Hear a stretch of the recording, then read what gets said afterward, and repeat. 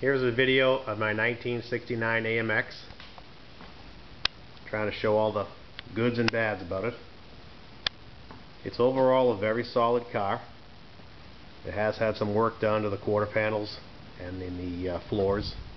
If we start right off on the quarters, you can see if you look close, the camera will pick it up, there's some plastic in the wheel well area inside. You can see like a slight dip right here maybe. There's some shrinkage in the paint or whatever's under the paint. And if you look down low, the splash pan, you can see it's not finished quite right. It's a little bit rough right there. If you crawl under it, you can kind of see it wasn't finished quite well right here. The splash pan was corroded, rusty, and they cleaned it up, but they didn't really go crazy making it look good. There's a divot there. I'm not sure if that's stock. I'll have that, or if this is a dent. I'm not really sure. It almost looks like it's made like that, but I can't tell. But anyway, if you look inside the quarter, you can see it. It's a little rough edge, and there's definitely filler. Like right there, they didn't finish it very well all the way in the bottom. I mean, who looks there? But I do. But if you look inside the trunk drop-offs, they're all fine. It looks like whatever patch they did was about from the around this area. My finger is. Or you open the trunk, you can see it in the trunk. What I'm trying to say. But I mean, the car is overall very solid. The floors had some patch work done, but nothing huge. Look at this quarter, and you can see again there's some work was done there. Smooth it out a bit. I can't say how far it went. I mean, I don't feel anything really crazy inside here. It feels smooth. But if you crawl into the quarter again, you'll see. Let's see if I can do this. Try that again. It's not the perfectly finished surface I would have done if it was me. I've done body work. It's a pain in the ass. It's dirty. It smells bad. But it looks great when you're done. It's not quite right. It's starting to bubble a tiny bit right there. But I mean, they did a good job on the car. It looks good. I mean, you can almost see where the splice was right there. If you can see it, you almost see a little slight indentation. And again at the right here, it's not finished quite right. Oh, but this panel right here, they always corrode. And this one has a tiny bubble there and there. And on this side, there's a couple little bubbles. But I mean, these things corrode. I mean, they just disintegrate. This looks good. This piece of chrome's popped up a little bit. I don't know if it's a clip or what actually holds those on. This door sticks out a little bit in the bottom. There's a little bit of play in the door bushings on both sides. A little bit, not a ton. I was going to just rebush them anyway. What I've read online is this kind of door fit is pretty common. You have to actually twist the door at the end to make it sit nice and tight on the bottom. From what I hear, a lot of them came out of the factory like that. Really crappy, but it's AMC. They were a GM or a Ford or Chrysler. On the cowl here, there's a rough spot right here, which easy enough to fix. It's not rotted. And there's a little crack right there, which I'm assuming is the A-pillar, where the factory seam is. That's my assumption. And there's some chips around the cowl, around the hood, the edge of the hood here and there. Nothing terrible. I mean, it's a very good driver. The paint is definitely beat. It's not the original paint. It was redone.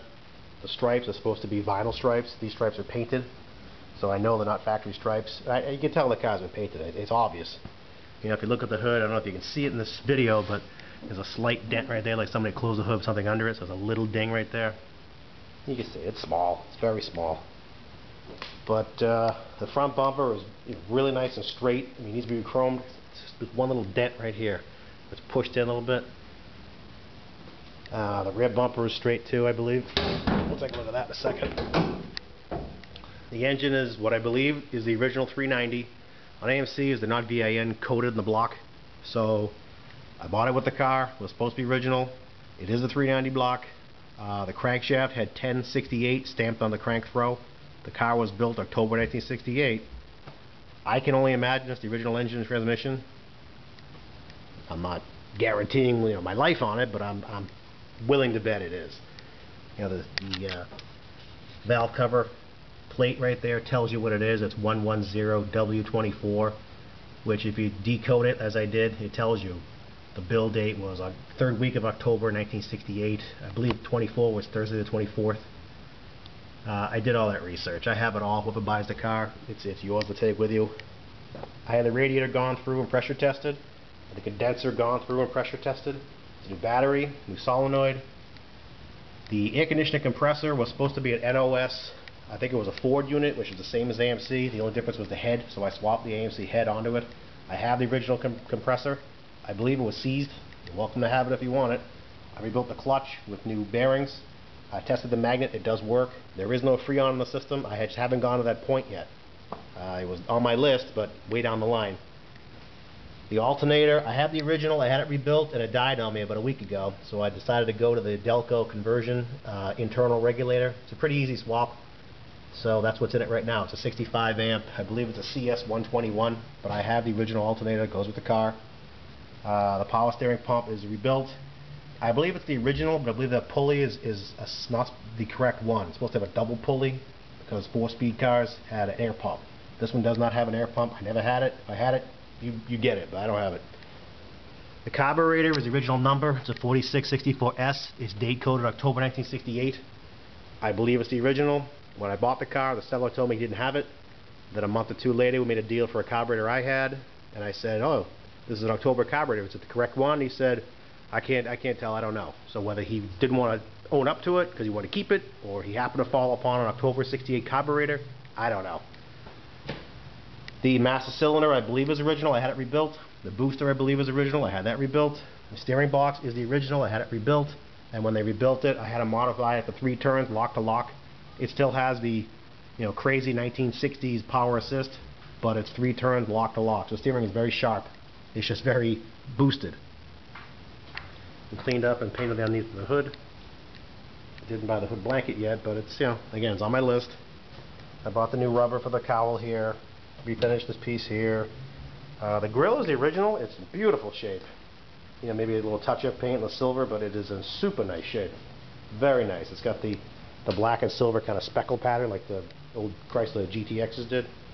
I put an overflow bottle right here because I don't like old cars that piss radiator, antifreeze up in the ground, so it captures it right there, and it should suck it back in because it's the bottom. This is an exact reproduction of the battery hold down. We made that in my shop. It's pretty simple to make. It's not rubberized like the factory one was, but it looks just like it. And the tray is the original tray. I just sandblasted it, painted it with 415. All the brake lines in the engine compartment are brand new. It runs behind the engine, so that would have been very hard to do with the engine in the car, so I decided to do them while it was out. That's all new. The front brake system is what they call a Scarebird conversion. This guy makes brackets to put on later model car disc brake parts. It was an original disc brake car. It has the Gold package as part of the package, but the calipers were frozen up. The rotors were junk. I didn't want to spend $400 on archaic parts. I figured I could spend $185 for the brackets and the kit, $200 for brand new parts in the parts store, and I have modern brakes. So I believe they're Ford Ranger rotors and Chevy Cavalier calipers. It stops fine. It stops great. And the parts are at any parts store. So I have the original brakes. They go with the car. You're welcome to them. Good luck with them. As I said, I painted the engine compartment. It's got a few drips and runs here and there. There were some original drips and runs that I left in it. Some are mine, some are AMC's. Here's the bottle for the washer fluid. This has vacuum wipers. I took it apart, made sure it worked. It does work. It works kind of slow and funky, but it does work. And the fuel pump is the special one for vacuum wipers, the double, I don't know what you call it, the double tower one. Has the lower part is the pump and the top part is the vacuum. Took that apart, make sure it worked fine too. The engine is a 390, it's 30 over, has flat top cast pistons. They have the stock compression height, so it has 10.4 to 1 compression, a little higher than stock because it is 30 over.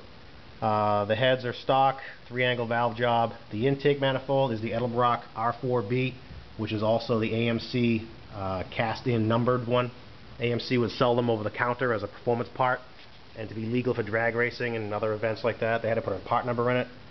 So mine, if you look back here, if you can see it, mine has the number. It's it's cast in. Well, I'll try it again. It's way back there, but trust me, it's right there. New heater valve. Let's see. New coil. Has a Pertronix igniter, electronic ignition conversion. I just don't like points anymore. Getting back to the engine, the camshaft is an Edelbrock